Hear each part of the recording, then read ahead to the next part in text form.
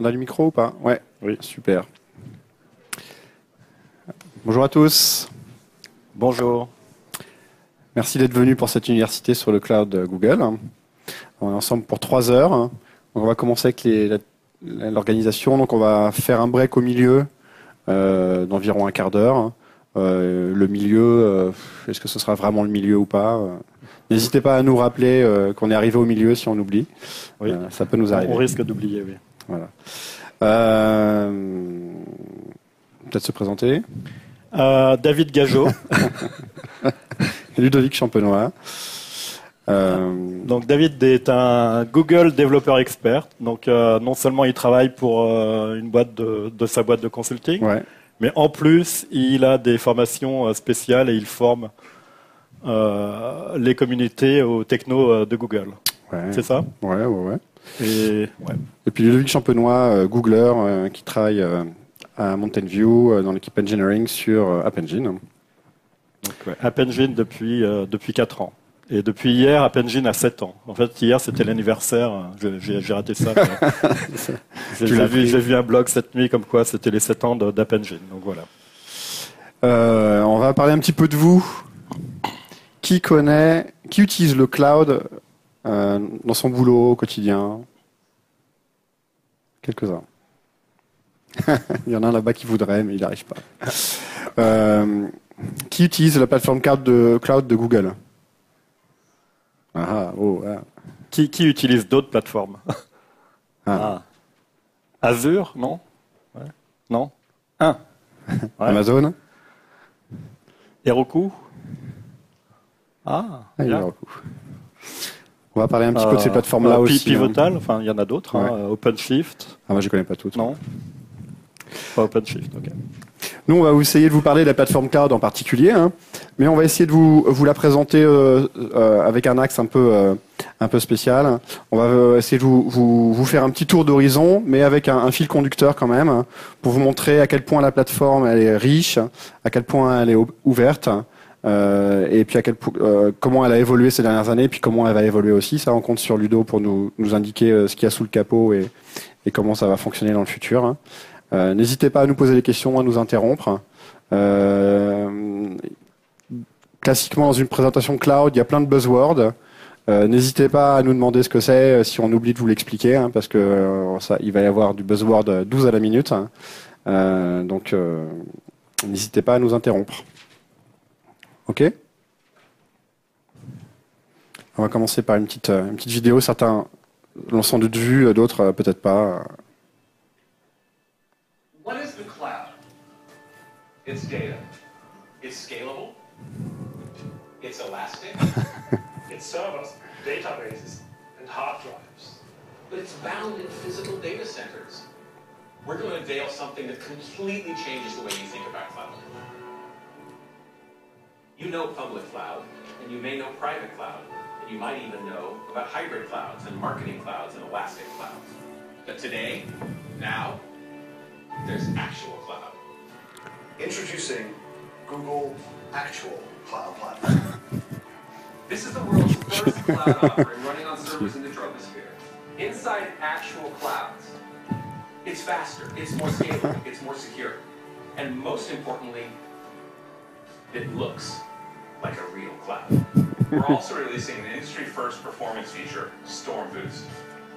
Storm Boost draws on the power of Mother Nature to give your persistent disks a 50% IOPS boost during thunderstorms. And you can predict storage performance right from the developer's console by monitoring our new weather dashboard. Or you could just look out the window. Google Actual Cloud Platform is the combination of groundbreaking scientific research on super-cooled water droplets, technological breakthroughs in high-altitude, ultra-low pressure chip design, and operational efficiencies related to the way we run non-terrestrial data centers. I sleep more soundly knowing that my data is 30,000 feet above the ground. I just love that I can see it. This is the first step in an exciting journey. People say the sky's the limit, but we think bigger. The clouds are so pretty. That's not just a cloud, honey. That's Google Actual Cloud Platform. Okay.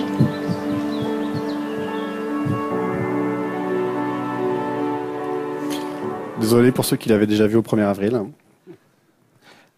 Enfin, ça montre bien qu'il y a beaucoup de buzzwords et beaucoup de changements, d'évolution dans la plateforme chez Google. Donc on a essayé de faire un petit truc drôle pour se moquer de nous-mêmes un petit peu parce que il y a beaucoup de buzzwords, il y a beaucoup de techno qui est lancé, qui va converger, mais c'est en pleine ébullition, quoi.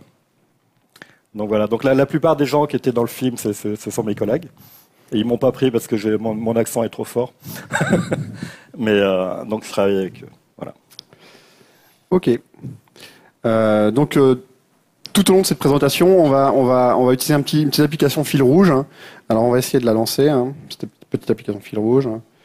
C'est une application Java qui permet, si ça marche, hop.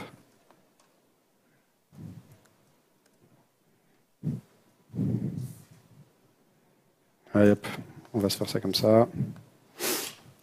Donc c'est une petite application on va déployer sur le cloud et qui permet de voter pour des tapis en fait. Vous choisissez votre préféré et puis il y a le classement qui change en live en dessous. Alors j'avais pas prévu qu'on ait un écran si petit. Hop, voilà. Donc quand je vote, il faut que je vote. Voilà, il y a les positions qui changent, il y a les classements. Donc on va la déployer tout à l'heure sur le cloud, donc vous pourrez voter si vous préférez la moquette celle-ci. Ceux qui connaissent celle-ci étaient à Devox l'année dernière. Qui connaissent celle-là, non? Voilà. Donc ça, c'est une petite application Java avec une partie back-end, une partie web, une partie pour stocker les votes. Et tout ça, en fait, on va la déployer sur le cloud de différentes manières.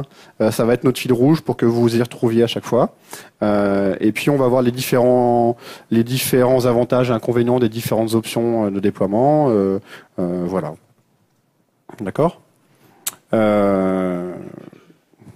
On avait quelque chose à dire sur cette application-là en plus? Là, actuellement, elle tourne donc là, localement. Donc, on va essayer de la faire tourner sur toutes les technos actuelles de Google Cloud.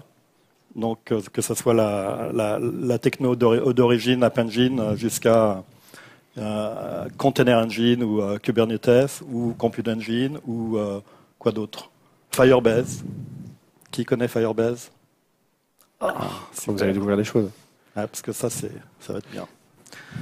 Ok, tu veux nous représenter très rapidement une rapide overview des différentes technos, mais super rapide. Donc on a pris la décision de ne pas avoir de slide. On va peut-être avoir une slide que je vais rapidement montrer, mais en fait on va vraiment montrer des vraies URL.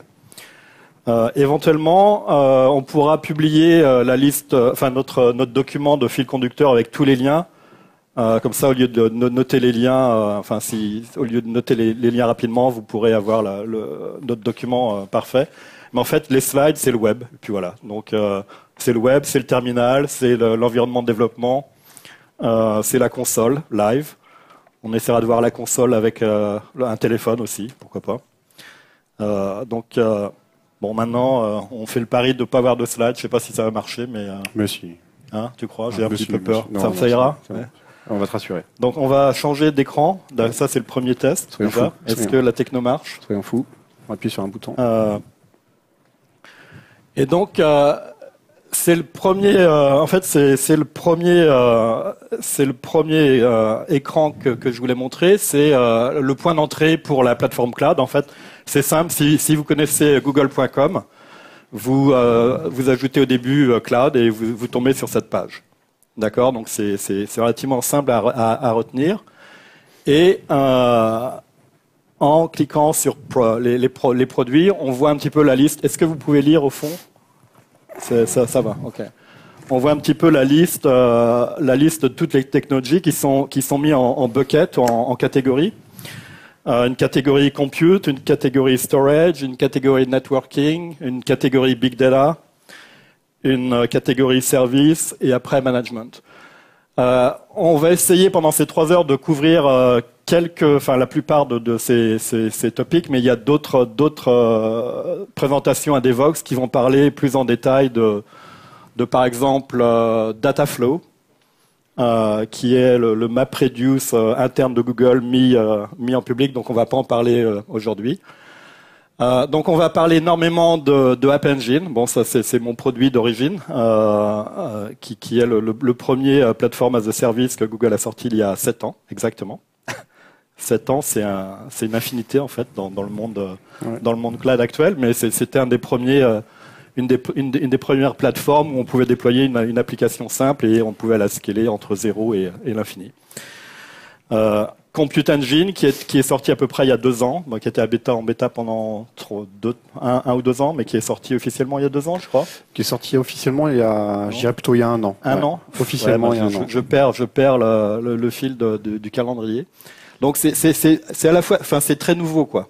Donc c'est en JS, ça veut dire que c'est officiellement supporté, mais ça évolue pratiquement toutes les semaines. Donc chaque fois que je recharge la console d'administration, par exemple, il y a une nouvelle page ou il y a une page qui a été optimisée. Donc toutes les 2 semaines, on pousse on fixe les bugs et on pousse des nouvelles features. Donc ça évolue à une vitesse énorme.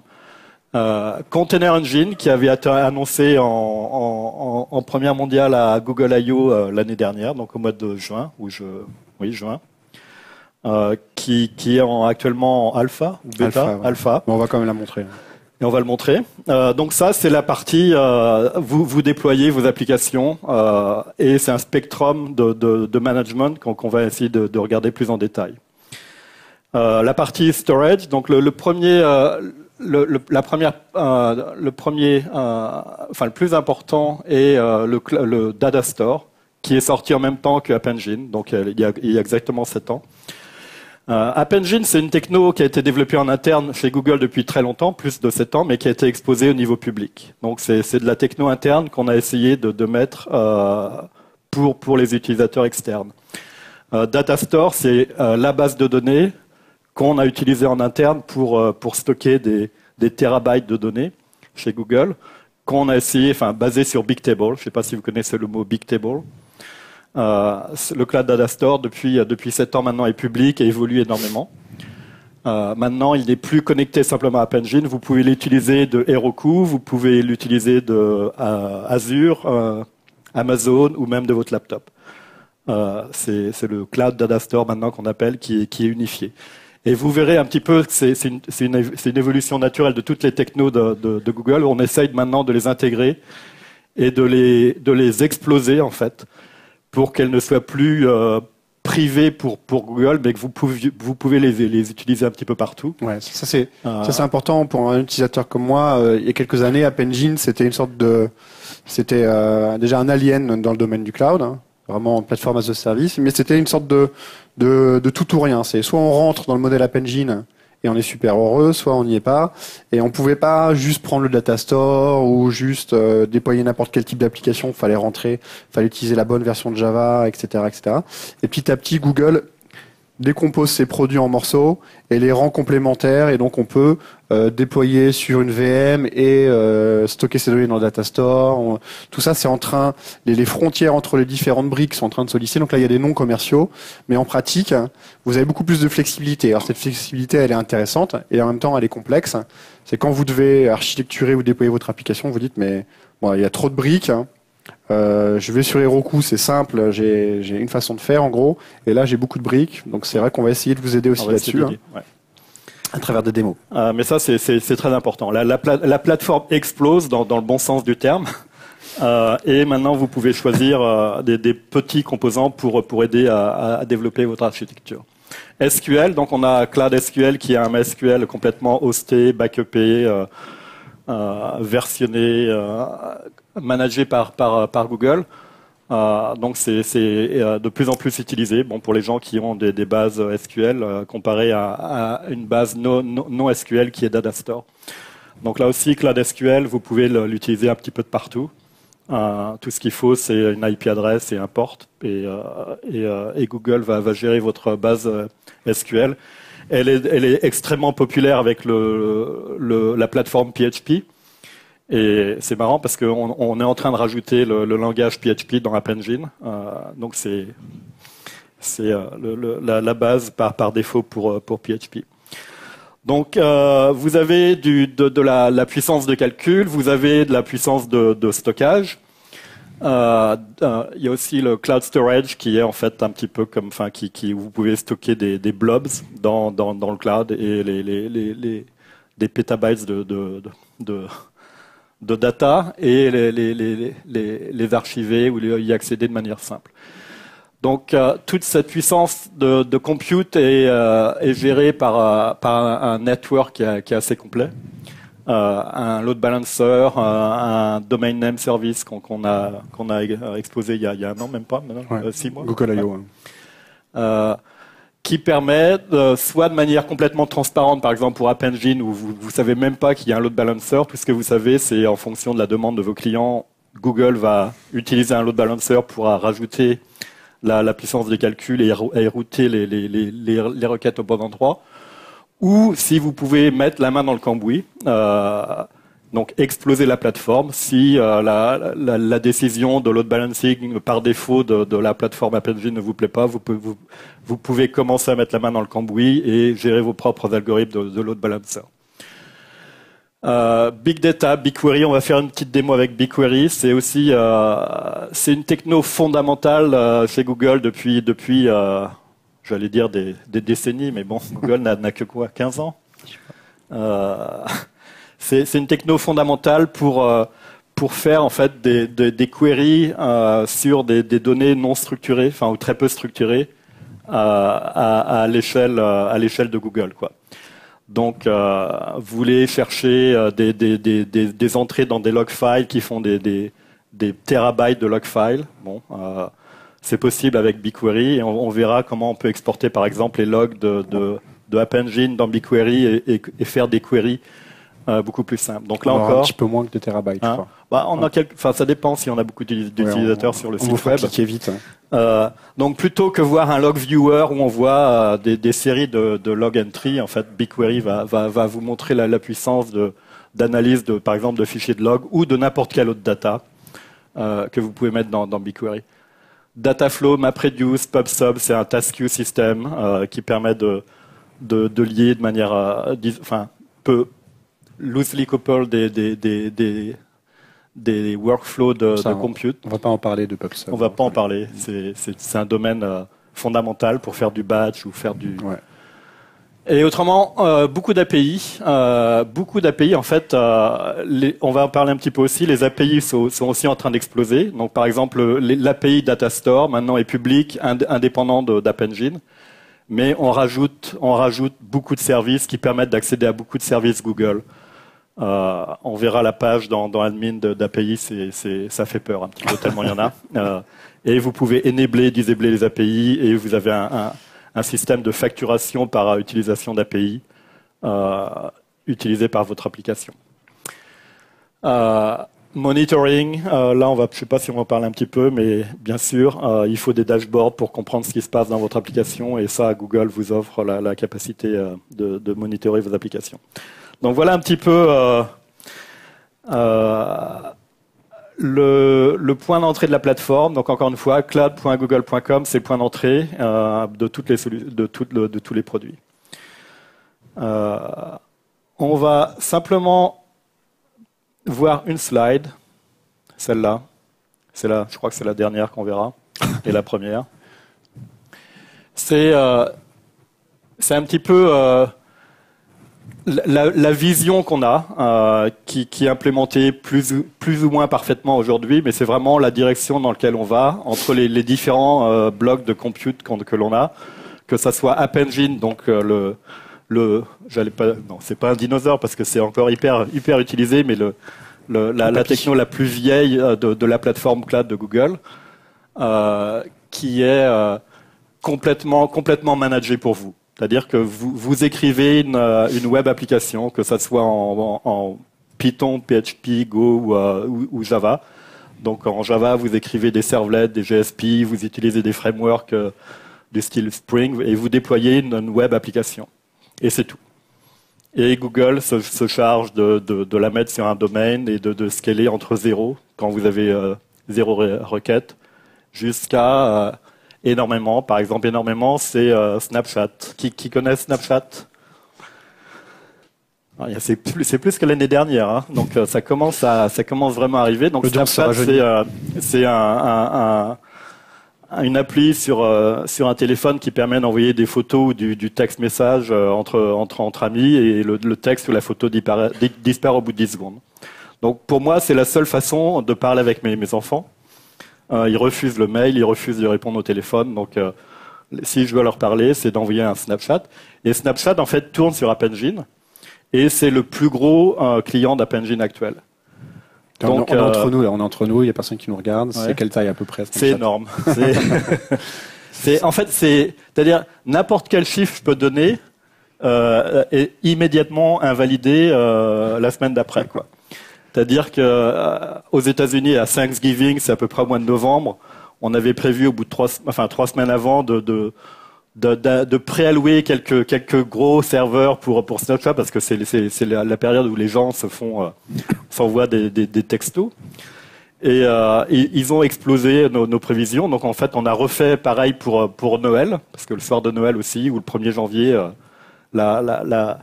la croissance, en fait, c'est ça qui est fou, c'est la croissance, quoi. Les nouveaux utilisateurs de Snapchat. Et là encore, on s'est planté, donc on était toujours au ras de nos prévisions les plus folles, quoi. Ce qui est intéressant, je t'interromps, mais ce qui est intéressant, c'est que là, c'est l'équipe IT de Google, hein, qui s'occupe de la scalabilité de Snapchat. Ouais. Snapchat, donc, ils ont personne. Et on a travaillé jour et nuit, beaucoup de personnes, des dizaines de personnes en Google interne, qui s'assuraient que Snapchat n'allait pas crouler, quoi. Qui a vu un site web où quand vous connectez, il ne marche pas? C'est-à-dire, c'est par définition, si un site web a du succès, il va planter, non? Enfin, chez Google, on peut pas planter, quoi. Donc, un site web qui a du succès, s'il y a 1 milliard d'utilisateurs, il faut pouvoir les servir. Donc, c'est ça l'intérêt de la plateforme App Engine. On fait ça pour vous. Donc, il y a peut-être un coût supplémentaire, mais si vous commencez à passer au niveau VM, donc Compute Engine, donc vous gérez vos 10 VM, par exemple, vous-même, vous les bootez tous les lundis matins à la main, et puis vous faites un petit load balancer entre les 10 VM, ça va scaler de manière très bien jusqu'à ras de la gueule, quoi. Et donc là, qu'est-ce que vous faites? 4 heures du matin, le dimanche, vous commencez à provisionner d'autres VM et tout. Donc c'est l'autre côté du spectrum. Vous êtes en charge, quoi. C'est-à-dire que vous créez des VM, vous installez du code sur les VM et vous gérez le load balancer. Vous gérez les failovers. C'est-à-dire quand il y a une zone Google qui plante, c'est un petit peu à vous de mettre la main dans le cambouis et de migrer d'une VM d'une zone à une autre. Et puis au milieu, en fait, c'est la nouvelle techno qui essaye de joindre les deux extrêmes. C'est cette notion de cluster et de container qui permettent de définir des unités logiques d'application sous forme simple, qu'on appelle Docker, qu'on appelle container, et l'implémentation actuelle c'est Docker. Donc qui connaît Docker un petit peu? Ça, j'ai fait mon boulot, ça. C'est bien. Bon, c'est un dieu de Docker. Non. Voilà, vous avez devant vous David Gazo, un dieu de Docker qui trouve les bugs Docker avant tout le monde. Non. Et donc Docker, ça va être une brique importante de la plateforme Google et d'autres plateformes d'ailleurs, hein, Pivotal ou OpenShift ou Amazon, qui est une brique. C'est un petit peu, pour moi, la promesse de Java il y a 20 ans, quand Java, vous deviez écrire une seule fois et que ça tournait partout. Bon, ça n'a pas été vraiment le cas, mais Docker, c'est un petit peu cette promesse d'écrire un blob. On ne sait pas en quoi, en Java, en Python, en Node, on s'en fout, mais c'est la brique fondamentale de tout ce monde-là. Donc voilà, donc c'est un spectrum, c'est un slider, c'est une échelle, et c'est à vous de décider maintenant un petit peu où vous voulez vous placer. Je voudrais commenter ta slide, ça c'est une slide marketing Google, mais à une époque il la montrait sous forme d'un escalier un peu. Donc vous avez en bas le pass, en haut les VM. C'était un escalier, mais l'escalier ça montrait pas bien leur volonté de rendre le passage d'une techno à une autre de plus en plus simple. L'escalier, il fallait un effort pour passer à l'étape suivante ou un effort pour redescendre. Là maintenant ils ont mis leur slider. Hein. Parce qu'en fait ce qu'ils essaient de faire, c'est que vous puissiez très tôt ou très tard changer d'avis. Vous avez commencé sur j'ai géré ma petite VM tout seul dans un coin, puis petit à petit vous avez fait votre propre cluster, puis là vous avez de la charge, donc vous allez sur App Engine, et il faut que ça se fasse à chaque fois sans tout remettre en cause. Parce que si on fait ça, pourquoi rester chez Google et pourquoi ne pas aller sur un autre cloud? Là l'idée c'est, si vous avez fait un choix technologique, d'essayer de le pérenniser et de vous amener à pouvoir changer facilement de techno. Ça, c'est un élément important. On n'y est pas encore à 200%. Il y a encore des choses à faire. Mais globalement, les frontières se lissent, le passage d'un élément à un autre est plus simple. Et comme tu disais, un des éléments clés, le pivot de tout ça, quand même, c'est les conteneurs. Donc, on va faire une petite démo maintenant, c'est créer une VM, parce que c'est quand même un truc qu'on va voir. Tu veux créer une VM avec ta console? Hop. Donc là, en fait, on a créé ce qu'on appelle un projet cloud qui s'appelle. Donc ça, vous allez le voir beaucoup. Enfin, ce UI, vous allez le voir beaucoup pendant cette présentation. Donc c'est la console d'administration de projet cloud. Donc le nom du projet, c'est en haut à gauche, Devox Carpet là. Et il y a une combo box, il y en a plusieurs, mais là on travaille avec Devox Carpet. Donc voilà tous tes projets secrets. Donc on va utiliser ce projet. Donc ce projet, c'est une unité de facturation. Donc votre carte bleue va être débitée sur ce projet. Et dans ce projet, vous pouvez créer toutes les ressources dont on a parlé jusqu'à maintenant. Donc des VM, une application App Engine, du data store, du cloud storage, du load balancer, du Kubernetes. Et donc vous voyez sur la partie gauche verticale toutes les technologies un petit peu. Le bouton là. Hop. Au milieu. C'est celui-là là. Ça fait le laser là. Waouh. Non. Ouais. Donc là toutes les technologies. Donc là, tu es actuellement sur le dashboard numéro 1, enfin le point d'entrée. Je suis sur les VM. Voilà, VM. Donc il va cliquer sur VM là. Je suis dessus là. Tu es dessus. Ouais. Et donc tu as le bouton New Instance. Allez, donc en fait, on va créer une virtual machine sur ce projet. En utilisant. Je donne un nom. Voilà, je vais donner un nom. Je peux dire tiens, j'autorise le trafic HTTP.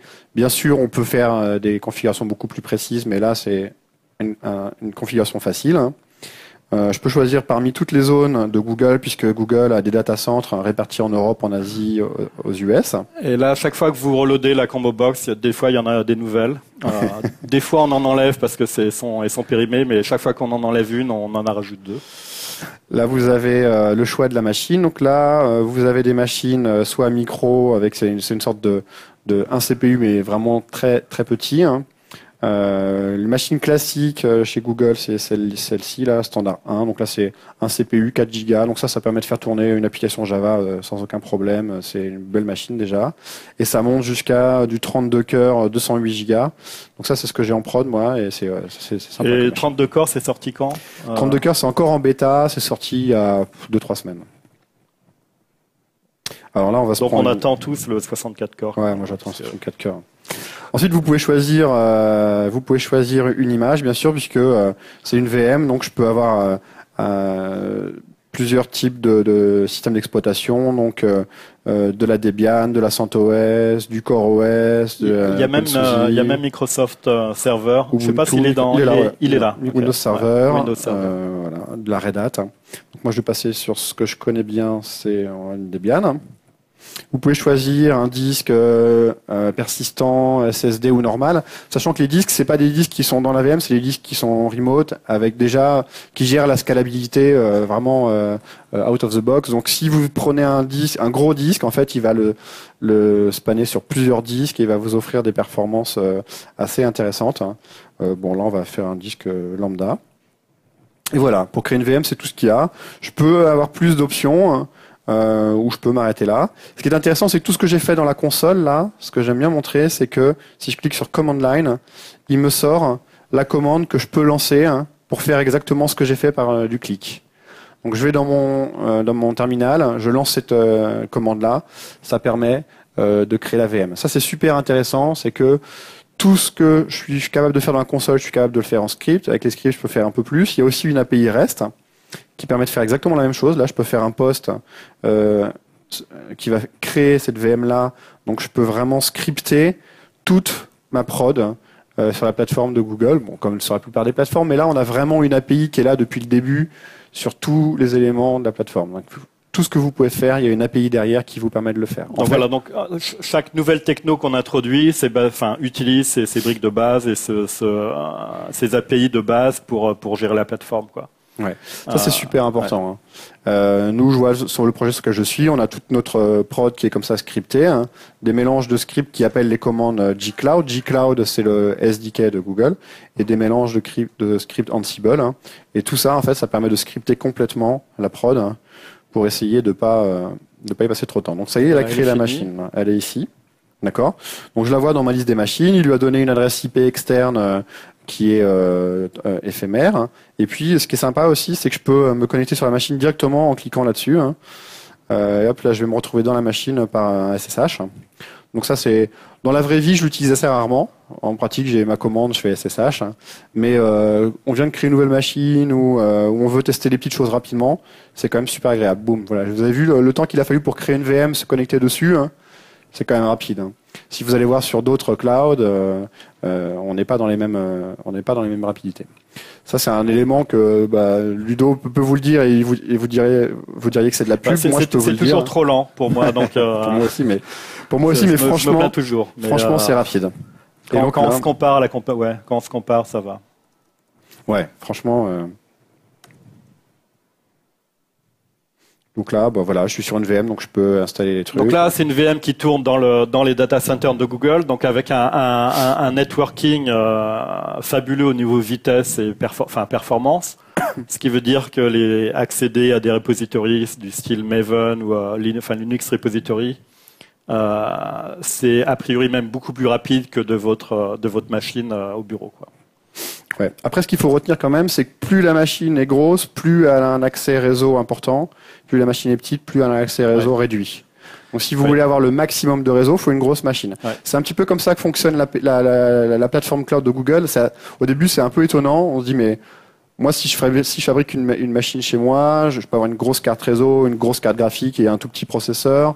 Et à la limite, c'est un petit peu décorrélé. Ça reste quand même un peu corrélé, mais pas tant que ça. Alors que là, vraiment, on peut voir on peut voir une machine comme une tranche. Donc soit j'ai une tranche, c'est un CPU, un peu de réseau, un peu de mémoire, etc. Soit j'ai 32 tranches et là j'ai une grosse machine, beaucoup de throughput réseau, beaucoup de mémoire et beaucoup d'accès disque aussi. C'est-à-dire que si j'ai une petite machine, je peux mettre une bête disque la plus grosse possible. La machine elle n'est pas capable de faire beaucoup d'IO, alors que si j'ai une grosse machine là, elle est capable de dépasser les limites de la baie. Je sais pas, ça démarre un site web ça ? J'ai jamais essayé moi. Non mais bon, c'est pas grave, c'est simplement le but d'avoir. Ouais, c'est bon.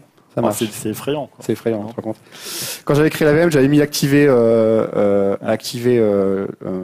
ouvrir le firewall sur port 80. En fait, ce que ça a fait, c'est que ça a mis un tag sur la VM et j'ai des règles de firewall qui disent alors toutes les machines qui ont tel tag et tel tag et tel tag, à ce moment-là, j'ouvre le trafic sur tel port ou tel port, etc.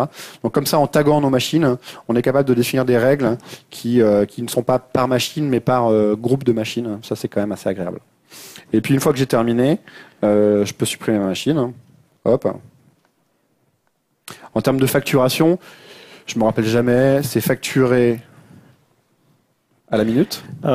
C'est facturé à la minute. Mais les 10 premières minutes, je crois, sont non. Donc Voilà. Non, c'est facturé à l'heure, je crois, non? Non, pas à l'heure, non. Bon, voilà. Donc si vous consommez 9 minutes de CPU sur un 32 corps, c'est beaucoup. Hein. Vous ne payez que 10 minutes. D'accord, donc c'est les 10 premières minutes. 10 premières minutes sont indivisibles. Et après, c'est à la minute. Et après, c'est à la minute. Donc, si vous utilisez 11 minutes, on vous facture 11 minutes. Ouais. Et donc, c'est plus avantageux, en fait, si vous avez si vous arrivez à découper votre business logic mettons, vous avez besoin de 100 minutes de calcul. C'est plus facile de le découper en 10 machines qui vont faire 10 minutes chacune. Au niveau coût que en fait, c'est surtout que c'est plus compliqué de le faire sur une machine pendant 2 heures. Si vous allez chez les concurrents qui facturent à l'heure, hein, voilà. Vous allez être tenté de mettre beaucoup de choses sur une machine et de assez peu répartir votre travail. Alors que là, vous êtes facturé à la minute au-delà des 10 premières minutes. Donc vous êtes naturellement, on vous pousse à décomposer en plusieurs machines qui vont avoir une durée de vie plus courte. Ça, c'est sympa. Le système de tarification vous empêche pas de faire du cluster.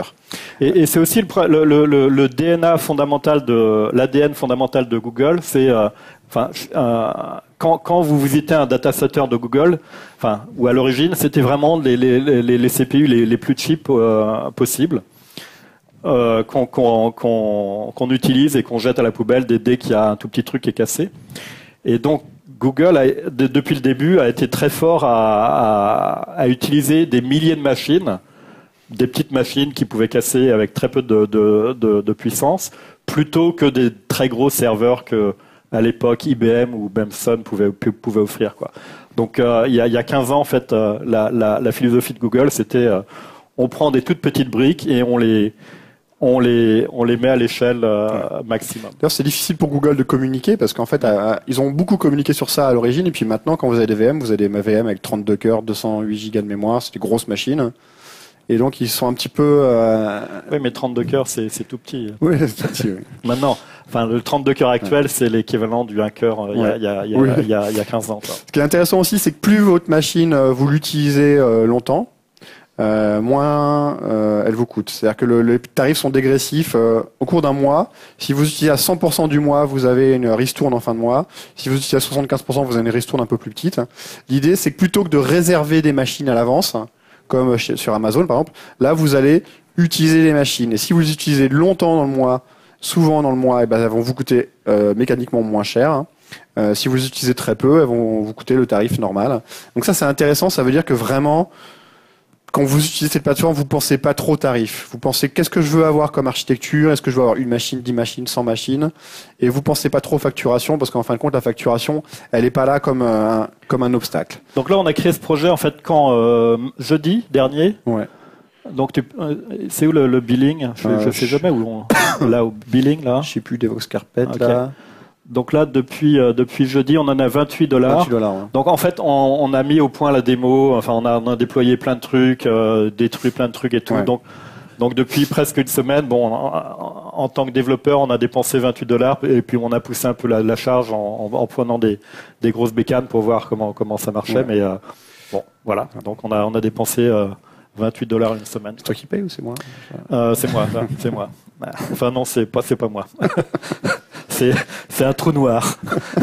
C'est un trou noir. Mais ça c'est important ce côté tarification parce qu'au début on a un peu peur quand on vient sur la plateforme cloud de Google parce que la première étape c'est donnez-moi votre numéro de carte bleue. Oh. Mais ça c'est un petit peu l'esprit. Donc, mon conseil c'est en tant que développeur, n'oubliez pas d'éteindre vos machines de dev quand vous partez en week-end, en long week-end. C'est con de laisser des bécanes qui servent à rien, quoi. Donc ça, vous faites avoir une fois, 2 fois, et puis au bout de 3 fois, vous comprenez, quoi. Ouais. Mais en fait, ce qu'il faut comprendre, c'est que vraiment, alors les coûts sont bas, les coûts de la plateforme, ils les baissent tous les 6 mois à peu près maintenant. Donc ouais, c'est une course vers le bas. Donc c'est. Ok. Ouais.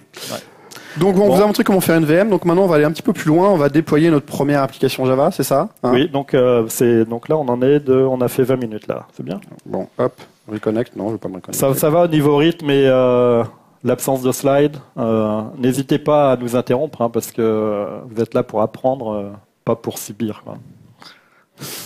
Donc là, je vous ai montré, j'ai une petite application Java. Une petite application Java classique avec des sources ici qui sont compilées par Maven. Donc j'ai un POM quelque part perdu dans tous ces fichiers. Là, j'ai vraiment mon architecture, mon arborescence de fichiers Java.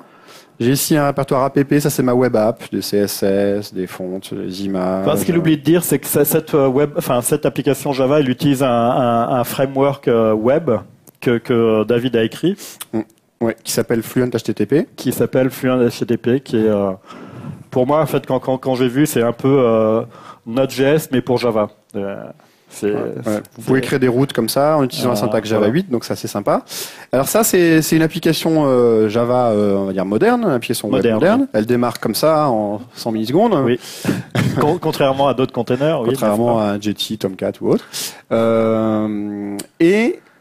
Mais Jetty marche très bien avec App Engine. Ouais. Alors le problème de mon framework, c'est que moi il n'est pas supporté par App Engine. Ben non, si maintenant depuis peu on a collaboré et il marche aussi. Mais ça c'est intéressant, c'est qu'à une époque App Engine supportait que le Java 7 et supportait pas du Java 8 par exemple. Et c'est toujours le cas, les versions actuellement production, enfin GA de App Engine supportent pas le Java 8. Mais il y a une nouvelle version d'App Engine qui arrive, c'est ce qu'on appelle les Managed VM. Ça on va en parler vraiment beaucoup aujourd'hui, qui vont nous permettre de mettre sur App Engine des web apps écrites dans n'importe quelle techno. On va vous montrer aujourd'hui du Java 8 et du Node, mais vous pouvez mettre du Go, du PHP, votre techno à vous, du C, du Scala, etc. Vous pouvez mettre ce que vous voulez. Et donc là, on revient vraiment à ce qu'on vous a dit tout à l'heure, c'est que on essaie de faire tomber les barrières. Avant App Engine, c'était du Java avec certaines limitations. Maintenant, c'est vous mettez ce que vous voulez sans limitation. Donc c'est toujours en bêta, mais c'est sur quoi on converge en gros. Voilà. Donc c'est l'explosion de la plateforme. Quoi. Alors, on garde les bons concepts d'App Engine et on l'ouvre à l'infini. Quoi. Voilà. Ce qui est sympa, c'est que mon application, déjà, je peux la déployer en local, de la même façon que sur le App Engine. Donc je peux tester en local, je suis pas là à être lié à une techno quelconque en fait. Si je regarde mon code, il n'y a pas de code ici App Engine. Alors en fait je mens un petit peu, il y a du code App Engine dans la partie stockage parce que j'utilise ici je vais utiliser le data store de Google, on va y revenir tout à l'heure, mais depuis ma machine, je suis en train de me connecter au data store de Google et j'insère des objets. Donc à chaque fois que vous votez sur un tapis, quel est le tapis le plus beau que l'autre, ça va se connecter au serveur de Google, insérer quelque chose dans le store. Donc ça déjà, c'est assez nouveau, le fait que ce soit complètement ouvert, même depuis ma machine, c'est assez nouveau. Et si je regarde le projet et que je regarde le data store, ici je peux aller voir dans storage, data store query. Moi je stocke des objets de type match, je crois, je les appelle match. Ouais. Quand ça veut, hop. Et donc ici voilà, il y en a un certain nombre. Ça, à chaque fois que vous cliquez, vous créez un objet comme ça, qui à telle date, qui a gagné sur qui, voilà. Et donc à chaque fois que je clique, ça va insérer comme ça un vote. Et donc ça, je peux tester complètement depuis ma machine. On parle pas vraiment d'App Engine, de quoi que ce soit. J'ai développé une application Java classique que je lance sur ma machine. Tu peux montrer le GitHub projet parce que donc tout ce qu'on a fait, toutes les démos que vous allez voir aujourd'hui, elles sont dans GitHub. Donc ce soir, quand vous rentrez chez vous à minuit, vous pouvez commencer à hacker le. Après une bière, je crois que je vais me faire un petit peu de Java sur App Engine. Je sais plus où c'est. Attends, ça répond pas vraiment. Tu m'as mis le lien ici, c'est ça? Oui, je t'ai mis le lien quelque part, non? J'espère. Il est là, le lien. Ouais. Hop. Voilà. Ouais. Donc c'est Code Story, Devox Carpet, quoi. Ouais. Si vous voulez l'utiliser, tout est là et vous n'avez plus qu'à faire les commandes qui sont dans ce README et ça vous indique comment déployer sur toutes les briques de Google. Ok. Donc vraiment, point intéressant, c'est je suis en train de développer sur ma machine, je teste sur ma machine, parce que c'est comme ça que j'ai la boucle de feedback la plus courte possible. D'accord. Il n'y a pas de je déploie, je teste, je redéploie, je teste, je fais tout en local. Ensuite, je vais essayer de déployer cette application sur le cloud de Google, mais avant, en fait, je voudrais faire une étape qui est devenue une étape nécessaire, c'est je vais prendre mon application, ma web app, et je vais la packager dans un conteneur Docker. Alors là, tout à l'heure, on vous avait demandé, tout le monde connaît Docker, hein, donc tant mieux. Donc vous utilisez tous Docker en production, hein, ça. Ah, je vois, il y a même une personne de Docker ici qui va nous corriger dès qu'on fait une erreur. Ouais. Voilà. Ok, donc on va packager. Alors, on va pas passer trop de temps sur Docker, hein, mais je vais essayer quand même de vous expliquer comment ça fonctionne.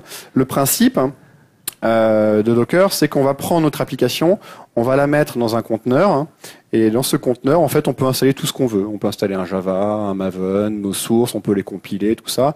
Et ce conteneur-là, ça fait une sorte d'énorme binaire qui doit faire 200 ou 300 MB. Ou plus. Hein. Plus. Le nôtre. Non, mais le nôtre, là, si tu as downloadé Internet via Maven. Bah, ça, voilà. Et ce truc-là, en fait, une fois qu'on a fait ça, on va gagner la possibilité de déployer ça n'importe où. Sur App Engine, sur une VM, en local, sur un cluster, sur un cloud concurrent, n'importe où. D'accord ? Donc pour ça, en fait, on a un fichier Dockerfile. Hein. Un peu plus grand. Ouais, un petit peu plus grand encore. Donc Dockerfile, hein, c'est un mélange de métadonnées et de scripts. Donc la première ligne, c'est une métadonnée. On dit, bah, là, moi, je vais prendre mon application Java et je vais la faire tourner dans une Debian. Là, ici, on a une autre métadonnée qui suis-je. Et puis, dans cette Debian, on va installer des choses. Donc là, run, c'est un préfixe à une commande que vous allez lancer dans votre conteneur, comme vous lanceriez des commandes depuis un terminal Linux. Donc, vous allez mettre à jour les packages Linux et vous allez installer wget et curl, qui sont nécessaires non pas pour faire tourner mon application, mais pour installer Java. Donc, je vais tout simplement télécharger le JDK chez Oracle. Hein. Ouais, donc là, tu fais un truc illégal, mais c'est pas grave. Hein, ça, là, accepte et secure. Voilà. Non, parce que pour Oracle, il faut un être humain pour cliquer sur oui, j'accepte la licence. Quoi. Et là, vous le faites automatiquement. Donc. C'est le -B, c'est ça le clic. Oui. Voilà, donc là, je prends le TRGZ, je le dézip, hein, je le mets à un certain endroit. C'est pas proposé par Google. Hein. Non, mais et je mets des variables d'environnement. Hein. Ensuite, j'installe Maven hein, dans la VM. Hein. Dans le conteneur, pardon, excusez-moi. Et puis, ce qui est intéressant, c'est ces dernières lignes-là. Donc, les dernières lignes-là, ici, je vais dire, mon application, dans mon conteneur, elle va tourner sur le port 8080. Ça, c'est une métadonnée. Pour la lancer, mon application, il faudra lancer le script start.sh qui est à l'intérieur du conteneur. Il y a des variables d'environnement. En l'occurrence, je vais essayer au début de déployer une version qui ne se connecte pas au data store, mais qui tourne entièrement en mémoire. Donc ça, je le fais avec une variable d'environnement. Et ensuite, qu'est-ce que je fais ? Je prends tous les sources qui sont dans le répertoire courant, là, celles que je vous ai montrées, et je les copie dans mon conteneur, ça c'est le add, et à l'intérieur du conteneur, je vais construire l'application entièrement. Donc en fait, mon conteneur, hein, si vous voulez essayer chez vous, vous installez Docker, ensuite vous faites git clone de mon projet, Maven build, et ça y est, vous avez construit le Docker. Vous n'avez rien à installer sur votre machine. Parce que c'est le conteneur qui contient Java, Maven, les sources, qui va compiler tout seul. Vous n'avez rien à faire. Donc ça, c'est génial. Si vous voulez builder avec une technologie bizarre, hein, vous pouvez le faire. Hein. Donc ça, c'est une option. Il y a d'autres options que par défaut chez Google qui préconisent plutôt de builder en dehors du container, mais vous avez le choix en fait. C'est pas parce que moi, ce que j'aime bien dans cette solution-là, David fait tout dans le container que vous êtes obligé de le faire. Moi, ce que j'aime bien dans cette solution-là, c'est que c'est super répétable. Donc demain, vous essayez la démo, ça marchera chez vous sans aucun problème. Tant que le site, tant que l'URL Oracle est disponible. Ouais. Voilà. Donc on va essayer de faire ça. Donc on va faire un Docker build. On va lui donner un joli nom. C'est un tag, ouais. Dégageau Devox Carpet. Et on va dire tu construis ce qui est dans le répertoire courant. Point. D'accord ? J'espère que ça va marcher parce que c'est l'effet démo normalement. Alors c'est très rapide. Hein. Mais dans la vraie vie, ça l'est peut-être un petit peu moins. Là, c'est juste que sur ma machine, je l'ai déjà fait une fois. Et donc ça a chauffé le cache. Et donc, comme j'ai déjà construit ce même conteneur avec les mêmes instructions une fois sur ma machine, c'est absolument instantané. Si jamais, je sais pas moi, je mets à jour ne serait-ce que le POM hein, et que je reconstruis mon image, et ben la phase finale, il va vraiment refaire le Maven, qu'il installe. Donc vraiment, ce qu'il faut comprendre, on va pas s'attarder sur Docker, mais c'est que je suis en train de prendre mon application qui était sur ma machine et de la packager dans un format qui est portable, qui va pouvoir être déployé n'importe où sur le cloud de Google. Et cette étape-là, elle est au début un petit peu difficile parce que avant App Engine, vous n'avez pas besoin de faire ça. Maintenant, c'est une étape qui devient nécessaire. Il y a toujours des petits problèmes de user experience avec Docker qui vont s'améliorer. Surtout sur Mac. Et Windows, on attend le Docker client natif que Microsoft va sortir rapidement, non? Donc là, ce que je vais faire, une fois que j'ai packagé mon application dans un conteneur, je vais lancer ce conteneur avec un Docker run. Et puis, on va faire ça. Donc ça, j'ai une sorte d'image binaire. Et maintenant, j'ai un jeu d'instructions standard pour lancer ce conteneur.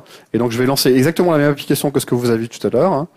Et donc, si je lance, si j'ouvre une nouvelle fenêtre ici, alors, si je fais ça, ça va pas marcher. Alors, si ça marche, parce qu'il y a une application qui tourne derrière. Tac. Si j'avais sur localhost, ça va pas marcher. Pourquoi? Pourtant, j'ai lancé quelque chose sur le port 8080 sur ma machine. En fait, ce qui se passe, c'est comme je suis sur un Mac, Docker tourne dans une petite VM qui s'appelle boot to Docker. Et donc, il faut en fait que j'aille pointer sur l'URL de cette machine. Local Docker. Ouais, ça marche. Donc, j'ai ici mon application qui tourne dans un conteneur qui maintenant est complètement portable. Je vais pouvoir le déployer sur le cloud. Pour vous montrer que c'est bien lui qui tourne, vous voyez, quand je clique, ici vous avez des logs qui s'affichent. On affiche qu'il y a eu un match, que c'est le tapis numéro 2 qui a gagné contre le tapis numéro 11, que le tapis numéro 2 avait un score de 1000 quand il a gagné, etc. etc. Et si j'arrête mon application, bien sûr, mon site web tombe. Donc c'est la preuve que ça tourne bien dans le Docker. Donc là, ce site web ne tourne pas sur Mac, il tourne sur Linux Debian. Ouais, il tourne sur une petite VM Linux qui est sur ma machine. Donc toutes les trucs bizarres de Mac quand vous développez, il manque des librairies natives où c'est compliqué de les installer. Dans le monde Docker, c'est le standard Linux en fait. Linux, c'est la brique fondamentale du cloud. Alors ce qui est bien aussi, c'est que mon application elle tourne dans un conteneur Debian, donc a priori ça, je dois pouvoir le faire tourner sur une VM sur le cloud. Donc vous pouvez le tourner sur Amazon, même Azure maintenant, oui, OpenShift, et tout le tralala. Ouais. Et Google, bien sûr. Voilà, on va essayer de déployer ça sur le cloud de Google. Donc plutôt que de faire tout à l'heure le clicodrome où on a créé une VM, ce que je vous propose, c'est qu'on va utiliser un outil qui s'appelle Docker Machine, qui va nous permettre de créer en une seule commande une machine sur le cloud de Google, d'installer Docker dedans, de la configurer la sécurité avec notre machine. Et en fait, comme moi j'ai fait Docker build, Docker run en local, je vais pouvoir faire Docker build, Docker run sur ma VM. Donc là, en fin de compte, ma machine, c'est une petite machine, je peux pas faire tourner mon application, mais c'est pas grave, je vais provisionner une VM comme ça, je vais faire mes tests et quand j'ai fini, j'irai détruire ma VM et ça va me coûter 10 minutes de facturation, ce qui est quand même sympa.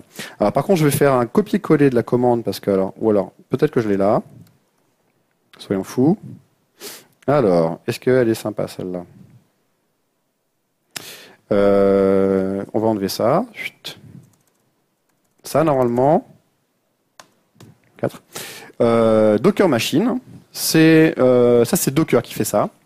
C'est un projet open source qui permet de créer des machines à distance et il y a des notions de driver. Et donc là, j'ai un driver Google. Il y a un driver à Azure. Ouais. Je vais le pointer sur mon projet Devox, Carpet. Je vais créer une machine dans la zone Ouest, Europe, Ouest Indé. Je vais créer une machine N1 standard 1, c'est ce que je vous ai montré tout à l'heure. Et je vais lui donner un petit nom à cette machine. Donc ça va faire tout seul. Au début, il y a une partie authentification.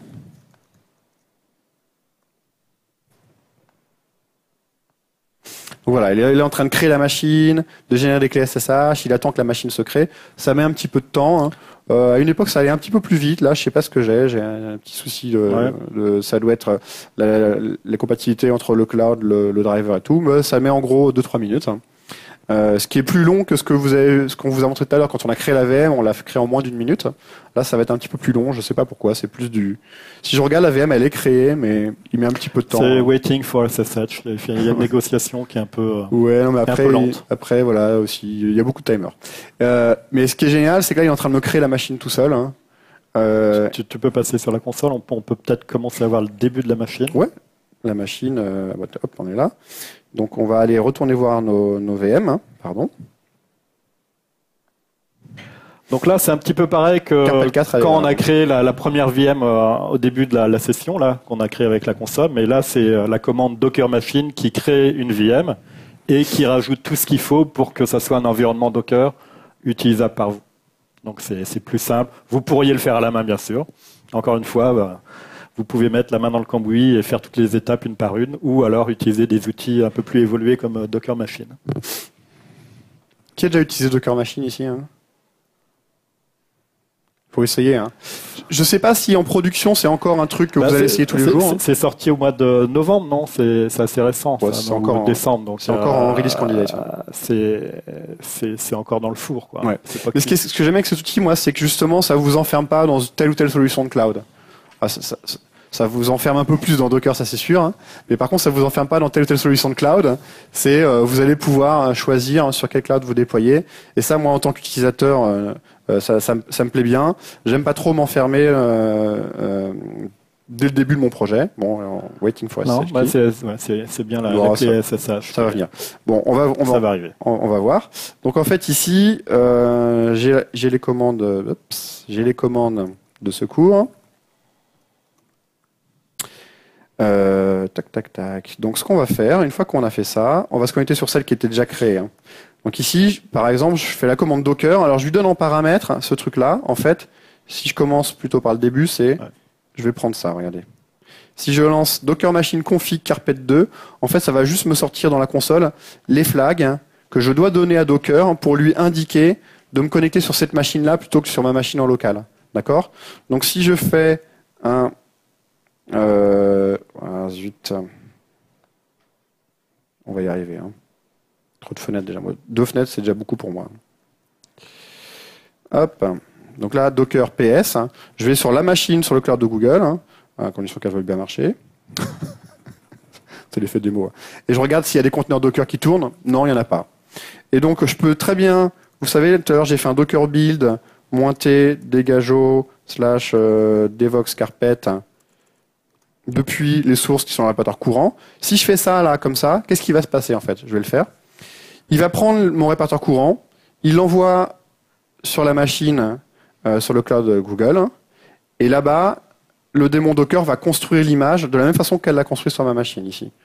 Donc ça veut dire que je suis en train... Alors le Wi-Fi, il est un petit peu plus lent qu'à la maison. Hein. Donc là, je suis en train d'envoyer toutes les sources, et il y a l'application Node, il y a l'application Java, il y a des fichiers en trop et tout. Il est en train d'envoyer tout ça. Il y a plein d'images de carpet. Ouais, il y a des images de tapis, tout ça. Donc il est en train de l'envoyer. Alors ce qui est génial, hein, par contre, c'est qu'avec le même jeu d'instructions Docker build, Docker run, je suis en train de déployer sur le cloud. Donc vous n'avez pas besoin d'apprendre un nouveau jeu d'instructions. Tout ça, ça va se faire avec les outils auxquels vous allez commencer à être habitué. Et Docker, ça fait partie des outils auxquels vous allez devoir vous habituer, ça c'est sûr.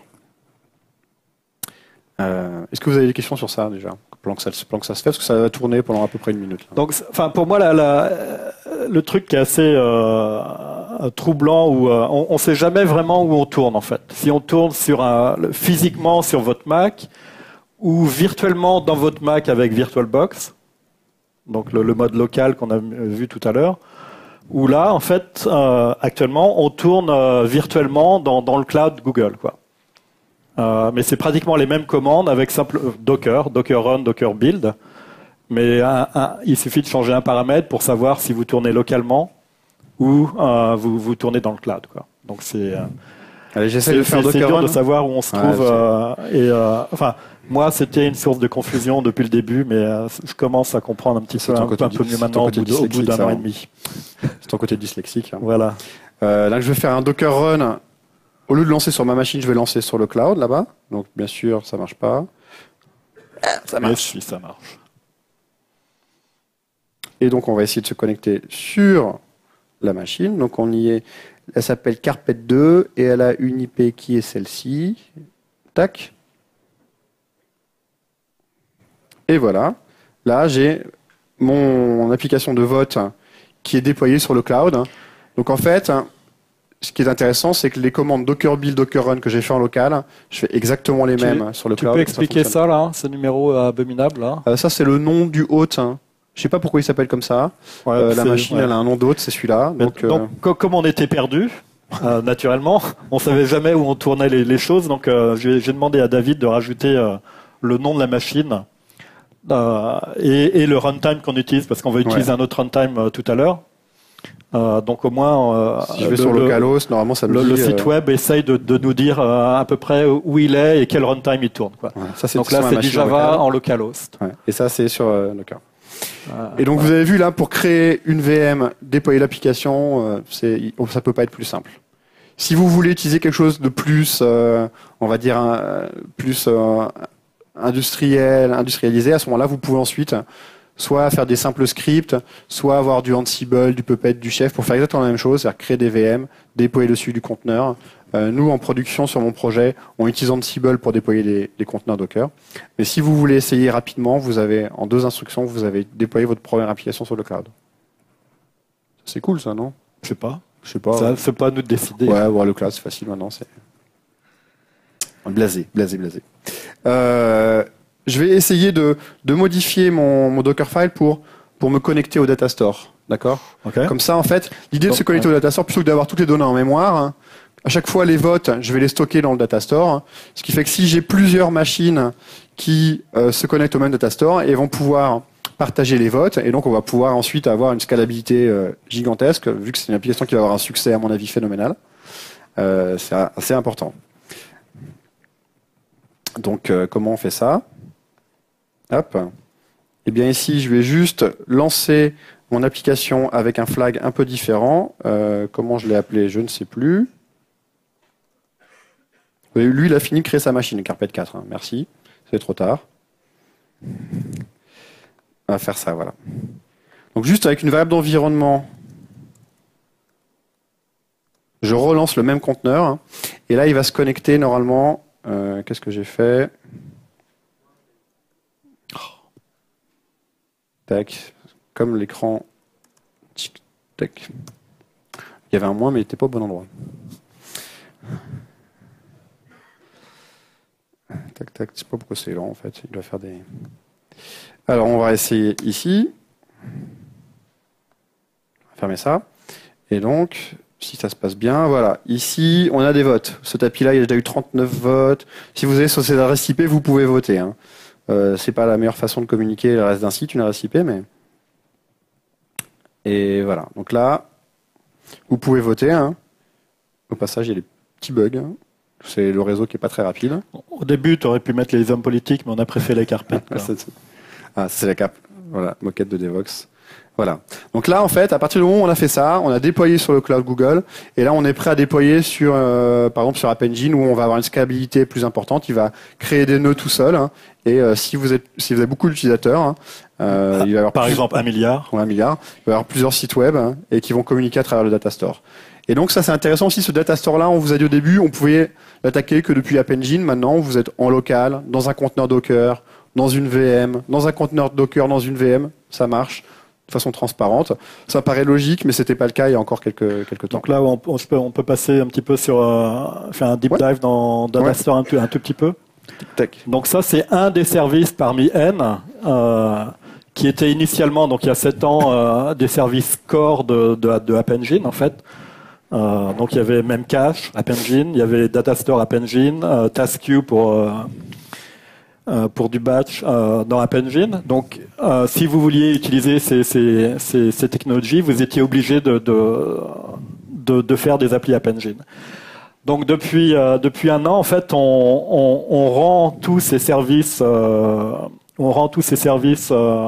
accessibles de n'importe où, y compris App Engine bien sûr, mais aussi dans Compute Engine ou Container Engine ou n'importe quelle application qui tourne localement ou dans d'autres data centers style Amazon, il y a aucun problème. Vous pouvez toujours accéder au Datastore. Donc pour ça, en fait, on est en train d'écrire, donc c'est toujours en cours de développement. On est en train d'écrire des librairies clientes pour accéder au Datastore dans tous les runtimes. Donc on en a pour Node, PHP, Ruby, Java. Donc là, je vous montre la version Java. Et cette librairie Java, en fait, qui est une librairie accessible via Maven. Donc voilà les coordonnées Maven. vous permet d'accéder en utilisant des API Java indépendants d'App Engine, donc comme Google, G-Cloud, Data Store Service. Donc c'est la façon d'utiliser le Data Store. Vous créez le service Data Store et vous pouvez accéder en get, put, delete de manière très simple à une base de données NoSQL. Donc en fait, vous avez toute la puissance qui était jusqu'à maintenant privée pour des applications App Engine, maintenant qui est disponible pour vous à écrire à partir de n'importe quelle plateforme.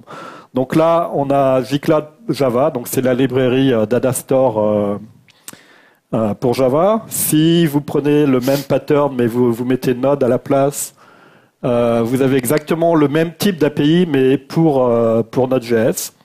Donc accessible avec NPM. Ce qui est énorme, c'est qu'il y a beaucoup plus d'API dans le monde Node que vous êtes plus avancé sur. Oui, on est plus avancé dans le. Je sais pas si c'est de ma faute, mais effectivement, on essaye de rattraper un peu l'avance qu'ont d'autres librairies, par exemple Node.js, qui ont commencé avant d'être externalisées. Bon, pour eux, c'était greenfield, il n'y avait rien à changer et tout. Donc, ils ont, jusqu'à maintenant, le Node.js fait du BigQuery, fait du Data Store, fait du Cloud Storage, fait du PubSub Alpha. Et donc, on en rajoute petit à petit à chaque fois, donc des services Google. Si vous regardez le même au niveau Java, en fait, on a Data Store. Et si vous regardez le source code, on a quand même Cloud Storage qui débute. Et PubSub pendant l'été, quoi. Je vais faire un petit peu de, c'est mon quart d'heure Google bashing, d'accord. On n'avait pas prévu celui-là, mais Google bashing. Ok, bon.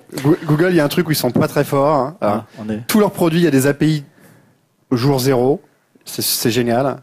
Mais les API Java, par exemple, en général, elles sont atroces. C'est vrai. C'est du code généré à partir d'une description. Alors à l'époque, peut-être WSDL, après. Eh bien non. Reste. Et ce projet-là, ce n'est pas du code généré. Voilà, ce projet-là, il y a un vrai être humain qui a codé l'API et ça commence à devenir sympa.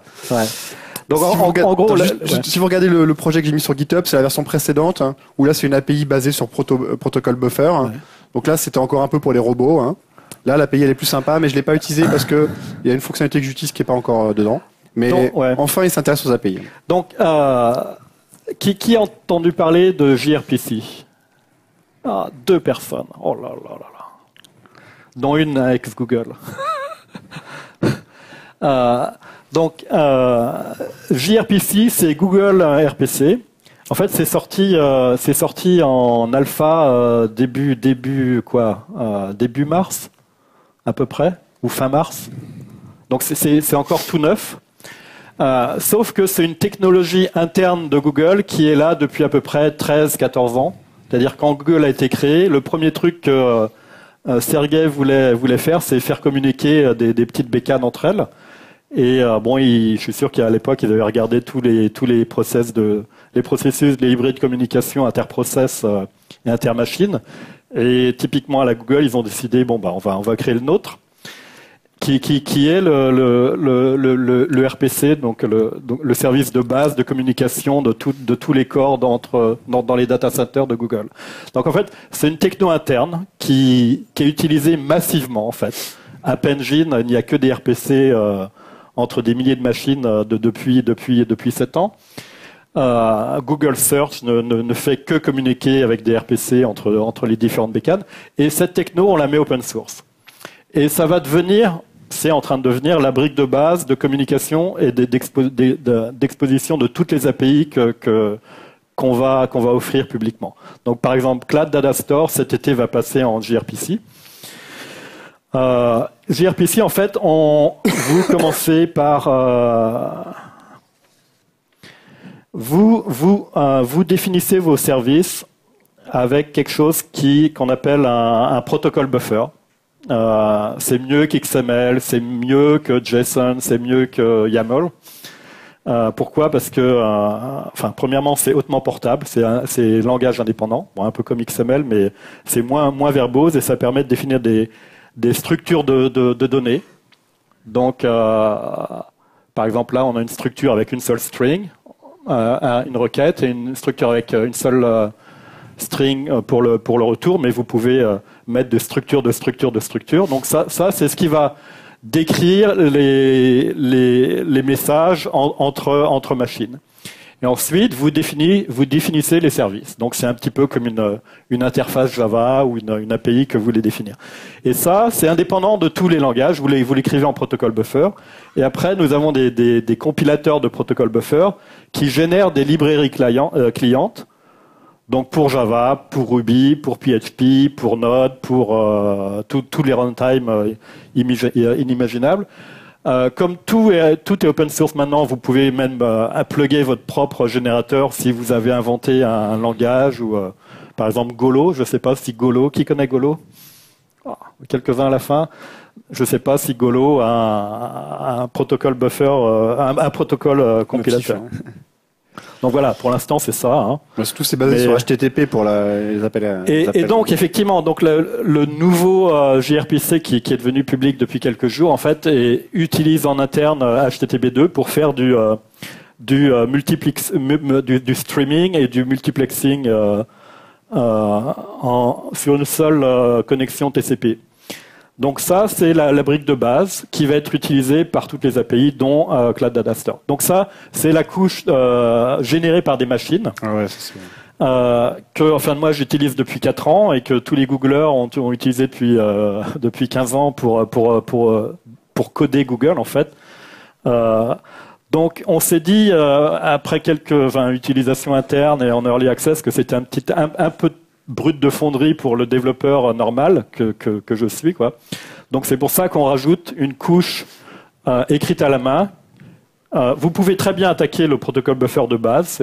On livre, en fait, c'est ça l'API. L'API, c'est le protocole buffer. Mais on préfère rajouter au-dessus cette couche écrite à la main qui est quand même un peu plus sympa que du code généré, quoi. Donc vous avez le choix, mais c'est une grande nouveauté ça chez Google. Ouais. Vous allez dans leur bureau, j'étais dans les bureaux la semaine dernière, et ils n'arrêtent pas de parler de protocole. Ouais, toi, tu as ton protocole et le protocole et le protocole et ton protocole, et toi, tu fais du Java. Toi. Alors le protocole, tu s'en fiches. Donc voilà, c'est la direction sur laquelle on va, d'accord. Donc encore une fois, c'est on met en public la plupart des technologies qu'on a développées pour nous et qu'on utilise de manière intime depuis 15 ans, quoi. Ouais. Donc voilà, c'est un mouvement de fond important, vraiment. Et si vous regardez là, je crois qu'on est en version 0.4 là, qui a été poussée il y a 8 heures, parce que j'étais pas content de l'exemple qui est dans source exemple. Et voilà, 8 heures, il a corrigé. Donc là, il y a un petit exemple complet qui permet de faire du data store delete, display, add. Je découvre avec vous là, parce que je dormais quand il a commité. Donc c'est un exemple très simple d'utilisation du data store. Donc voilà. Donc encore une fois, tout est sur GitHub. On n'a plus rien à cacher en fait. On accepte les contributions. On peut montrer un petit peu où on en est où nous. On en est où? On en est là. Et ben on va montrer. On a fait 1% à peu près de la documentation, c'est ça? Donc là, on a montré l'API pour attaquer le data store. On a montré comment on tournait l'application sur ma machine, comment on l'a déployée sur une VM.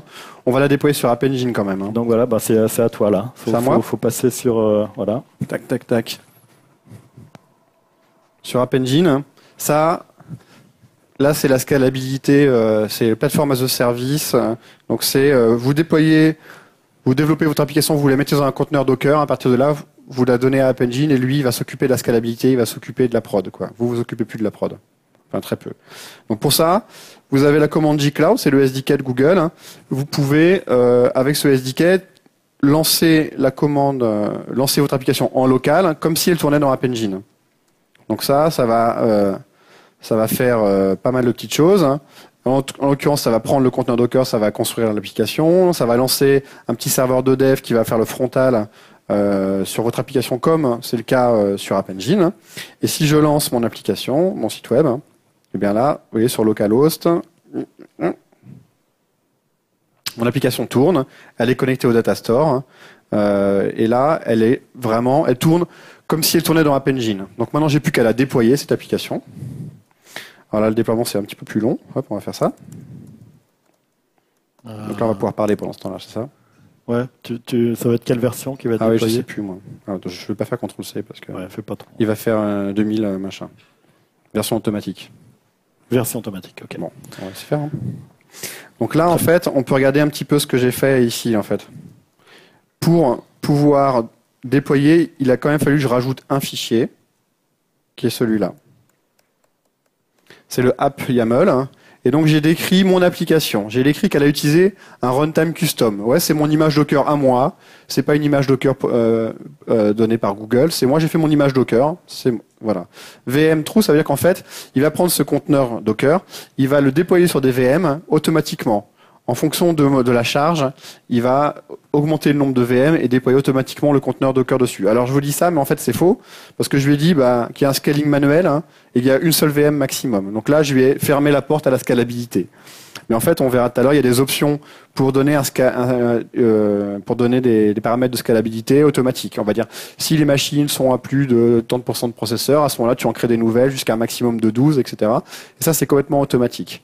Et puis ici, j'ai la partie, on va dire, fonctionnelle de mon application, c'est les différentes URL de mon application, comment elles doivent être gérées par App Engine. Donc là, ce qui est sympa, c'est que là, toutes mes ressources statiques, je indique une regex à App Engine pour qu'il prenne ces ressources statiques et qu'il les envoie en fait sur une partie de App Engine qui s'occupe de servir que des ressources statiques, donc là, un CDN. Et donc là, toutes ces ressources-là, elles vont pas arriver sur mon application, elles vont être servies directement par les front-ends de Google. Par contre, toutes les autres URL, elles vont être dynamiques, donc elles vont être servies par mon code Java.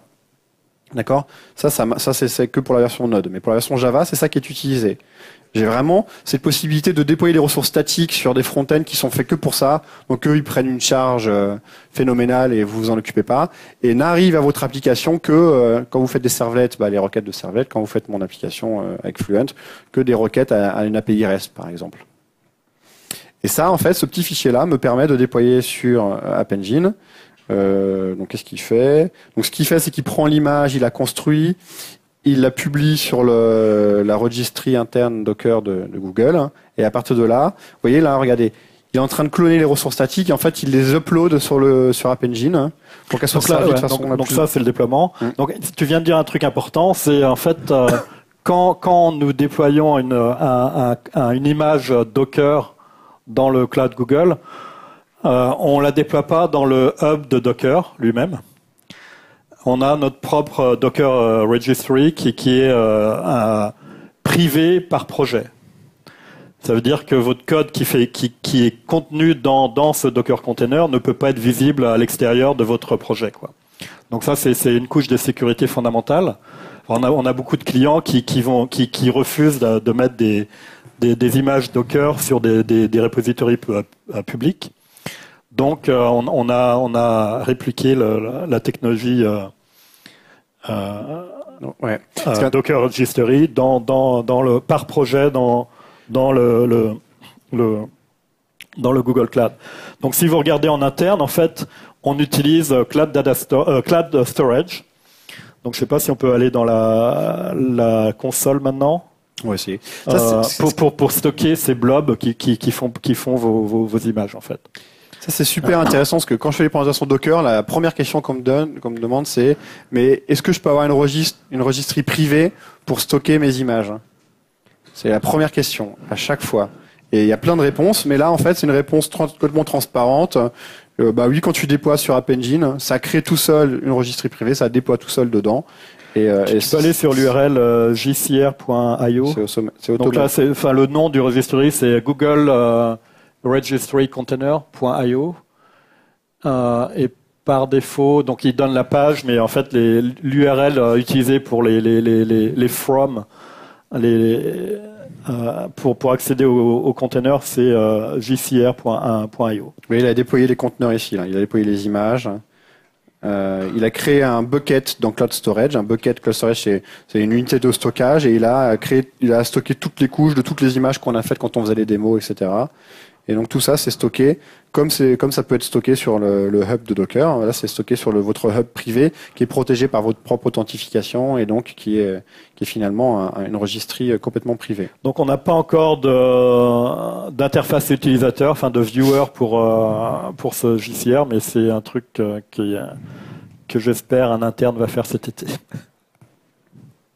Et donc là, ça a déployé. Si je vais voir sur App Engine Dashboard, je peux voir toutes les versions de l'application que j'ai déployées. Donc, il y en a déployé des versions Node, des versions Java, des versions X ou Y. Et donc là, celle-là, c'est une version automatique qui a été déployée. Enfin, là, on va peut-être un petit peu trop vite parce que donc là, on parle de version, on parle d'App Engine. Vas-y. Non, je sais pas. On peut peut-être. Donc, App Engine, c'est quoi? Ça permet de faire tourner des applications. Et une application, c'est quoi, en gros, pour App Engine? C'est une collection de modules. Et chaque module peut avoir plusieurs versions. D'accord? Donc, dans le cas le plus simple, une application, un module, une version. Donc, c'est simple, c'est ce que vous tournez sur votre Mac. Par contre, dès que vous voulez passer à plusieurs modules, en fait, vous avez un module de front-end, un module de back-end qui fait du batch, par exemple en utilisant TaskQueue. Donc en fait, ce sont des unités de processing. Et quand vous allez déployer des modules dans ManageVM, chaque module aura sa propre VM. Et cette propre VM va tourner un seul Docker container qui sert ce module. Donc si vous avez une application avec 2 modules, par exemple, vous allez avoir 2 VM. Et chaque VM va servir le module de manière indépendante. Donc ça, c'est le premier niveau. Une application, c'est une collection de modules. Et ensuite, pour chaque module, donc là, on n'a qu'un seul module, d'accord? Donc oublions le multimodule, on n'en a qu'un. Et on utilise le module qui s'appelle default. Donc c'est le module par défaut. Donc on le voit, le default là, il est où? Il est là. Donc ça, c'est le module par défaut. Et donc chaque module peut avoir plusieurs versions. Donc ça c'est bien parce que chaque version est vivante. C'est-à-dire que vous pouvez accéder à une vieille version que vous avez déployée la semaine dernière, simplement en préfixant l'URL d'accès à votre site, en mettant le numéro de version. L'intérêt d'avoir plusieurs versions, c'est énorme parce que premièrement, vous pouvez revenir dans le passé si vous avez poussé une nouvelle application qui est un peu vérolée. L'intérêt aussi, c'est que vous pouvez faire du traffic splitting. Donc, vous pouvez décider. Enfin, il y a un UI qui s'appelle Enable Traffic Splitting qui permet de dire bon, je viens de déployer une nouvelle version. Donc, il y a une version déjà par défaut. Ici, là, vous la voyez, Node, cette version que j'ai appelée Node, c'est le nom. Hein. C'est la version par défaut. Donc, quand vous ne spécifiez pas une version, c'est ça que App Engine va servir par défaut. Par contre, vous pouvez dire, vous avez déployé une nouvelle version. Donc, par exemple, tout à l'heure, là, il y a 3 minutes, celle-là. Vous ne savez pas si elle est au point. Vous pouvez dire, je voudrais mettre 1% de mon trafic sur cette version. Donc 1% de vos clients qui utilisent le site web vont accéder à cette version de manière transparente. Donc après, vous pouvez regarder les logs de cette version pour voir si tout se passe bien, s'il n'y a pas d'exception. Et après, vous pouvez monter en charge donc en disant 20% de mon trafic va aller dans cette nouvelle version jusqu'à temps que vous êtes content. Et à ce moment-là, vous pouvez changer la version par défaut et détruire les vieilles versions, si vous voulez, quand vous voulez. Donc ça, c'est une notion fondamentale. Le versionning, c'est que vous pouvez vraiment retourner dans le passé. Donc là aussi, quand vous voyez le log viewer, là, vous pouvez, vous voyez un log de la version que vous voulez, quoi. Donc là, tu regardes le log de ce qui vient de se passer. Voilà. Ça, c'est super important. C'est-à-dire que vraiment, vous déployez. Et puis, vous testez, et quand c'est bon, vous décidez de rediriger le trafic dessus. Hein. Alors maintenant, c'est important de savoir que, puisqu'on déploie à chaque fois une nouvelle version, à chaque fois une nouvelle VM va être créée. Donc à chaque fois, un nouveau coût pour vous, en tant que développeur. Donc quand vous êtes en mode déploiement, c'est important de bien faire le garbage, récupérer les vieilles VM que vous n'utilisez pas, sinon vous allez voir au bout d'une semaine que le billing est un peu plus élevé que vous pensiez, quoi. Mais bon, il y a des avantages, il y a des inconvénients, mais Ouais. moi, on n'écrase pas ce qu'on a déployé Alors, avant. sur les logs, on fera un focus plus important sur les logs après la pause. Ok. Donc là, on a déployé notre 98 minutes. Ouais. On a commencé à combien? C'était 160 9h30, ouais. On a la pause dans 5 minutes. dans 5 minutes. Ça ira. Et en fait, donc, on a déployé une application sur une VM, on a déployé une application sur App Engine. Et tout ça, en fait, vous avez vu, avec un jeu d'instruction très réduit, très simple, en utilisant toujours le fait qu'on package une application avec Docker. Ça, c'est assez intéressant. Ce qu'on pourra vous montrer aussi- Donc là, c'est assez marrant parce que c'est là où en fait, si vous regardez la vieille console d'App Engine, enfin la vieille depuis 7 ans, il y avait pas la notion de VM ou de Compute Engine. Maintenant, en fait, vous voyez une application, une version d'App Engine, mais vous voyez aussi dans cette vue que c'est une instance. C'est une instance Compute Engine. Donc là, en fait, on a rassemblé deux produits fondamentaux de Google qui est App Engine et Compute Engine. Et en fait, maintenant, c'est presque la même techno. C'est-à-dire que App Engine, ManageVM tourne au-dessus de Compute Engine. Et donc, soit vous avez la vue App Engine, qui est où App Engine Là, on y est là. Ça, là. voilà, Compute, donc App Engine, là, dashboard. Donc ça, c'est la vue App Engine. Mais vous pouvez aussi avoir la vue Compute Engine des mêmes artefacts, où là, vous allez vraiment voir les VM, etc. Donc c'est la console utilisateur pour être admin pour être un peu plus clair. Moi, je la voudrais en 3D plutôt qu'avoir un plan vertical de toutes les technos à la queue leu. On devrait plutôt avoir un plan en 3D où on pourrait voir une vue d'avion de très simple de ce qui se passe pour App Engine. Et après, vous cliquez en 3D vers les détails d'implémentation, où là, vous commencez à voir des VM ou des containers, quoi. Ce qui est intéressant, c'est que les VM qu'il a créées, en fait, vous voyez ici, elles sont marquées Managed by Google. Ouais. Et en fait, ça veut dire que cette VM-là, vous pouvez pas vous connecter dessus, c'est lui qui va la manager. Si elle est en panne, il va redéployer l'application dessus, il va recréer une nouvelle VM, etc. Il va faire les choses lui-même. Par contre, vous pouvez à tout moment débrayer et dire, bah non, moi je la passe en user, et à ce moment-là, la VM, je peux aller dedans, je peux aller regarder les logs directement, je peux aller faire des regarder les stack trash, je peux lancer des outils diagnostiques, -9 de ce que je veux je peux dedans. tuer tout ce qu'il y a dedans. Donc le problème, c'est que, vous faites ce que vous voulez. Après, c'est votre VM, vous apt-get ce que vous voulez. Par contre, quand vous avez fini, quand vous la remettez en managée par Google, on va la détruire. Parce qu'en fait, on ne sait pas ce que vous avez fait. On peut pas garantir qu'on sait ce qui va se passer. Donc, on va la détruire, on va rebooter une autre, quoi, qui est claire, quoi. Donc, elle est plus. Le cas classique, c'est quand vous voulez vraiment débugger une grosse panne dans votre appli, et le seul moyen, c'est de se loguer sur la machine et de lancer, par exemple, des JStack ou des choses comme ça. Donc, en théorie, tout va bien, donc il n'y a pas besoin de ça. Mais bon, de temps en temps, il faut appeler le plombier, Ouais. quoi. Alors on va montrer après la pause une autre démo intéressante où justement plutôt que de se connecter sur la machine et faire cette chose-là, on va pouvoir activer un débugger à distance et regarder dans la console débugger notre application en live. Donc elle est en prod et on est capable de la débugger en prod. C'est assez intéressant de s'imaginer ça. Et ça on va vous montrer comment faire. C'est la meilleure solution pour aller justement chercher les problèmes, la source des problèmes. Bon, je pense que on a couvert le premier pourcentage, Ouais. le premier pourcent de la présentation. Ok. On va faire une petite pause. On va faire une petite pause d'un quart d'heure. Hein. Donc, Si il vous est- voulez voir comment débugger une application en prod, analyser les logs avec BigQuery, déployer l'application sur Heroku et la faire parler avec le data store de Google, par exemple, hein, tout ça c'est après. Donc retour à 11h15 à peu près. Tic-tac.